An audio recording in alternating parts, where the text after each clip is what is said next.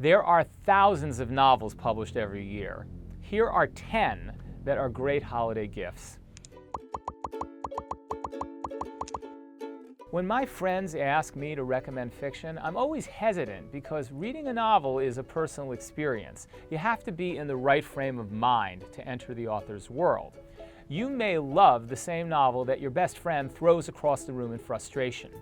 So, as a public service to trepidatious shoppers everywhere, I am going to suggest 10 recent novels that are relatively good bets. Number 1 is Fairy Tale by Stephen King. The book lives up to its title.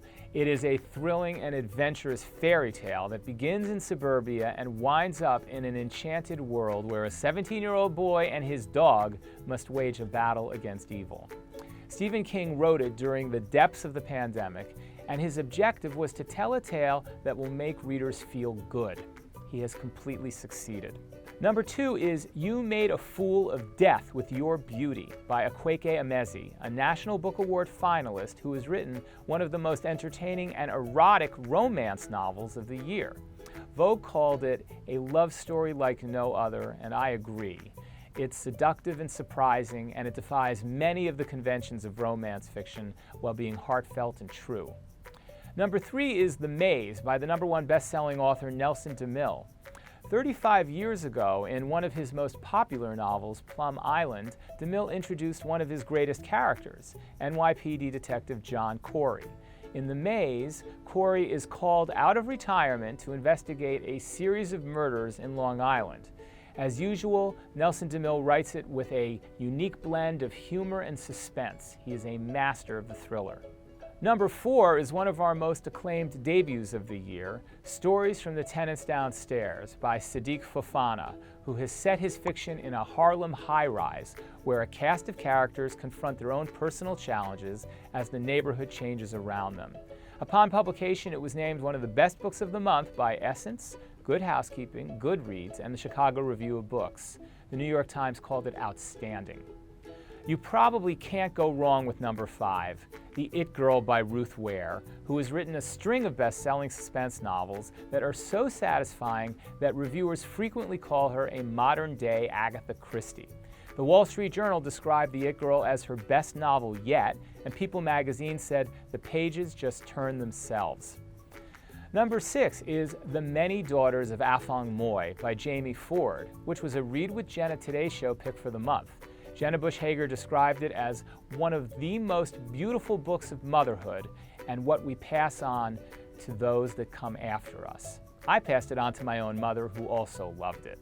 Number 7 is from Matthew Quick, the author of The Silver Linings Playbook, which later became an Academy Award-winning movie with Jennifer Lawrence and Bradley Cooper. His new book is called We Are the Light, and it's about a widower who takes in a grieving teenager and inspires a magical revival in their small town.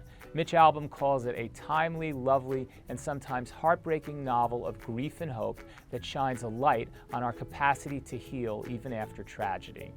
Number 8 has one of those titles that immediately makes you wonder whether you've been eating too many donuts.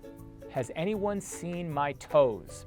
Christopher Buckley always makes me laugh, and he's done it again in this story of one man's psychological adventures during the pandemic lockdown. Number 9 is Tracy Flick Can't Win, Tom Perrotta's latest exploration of the flawed but fascinating people of suburbia, and it continues the story of his now legendary character from Election, Tracy Flick, whose life has not turned out the way she expected, and who has one last chance to turn things around.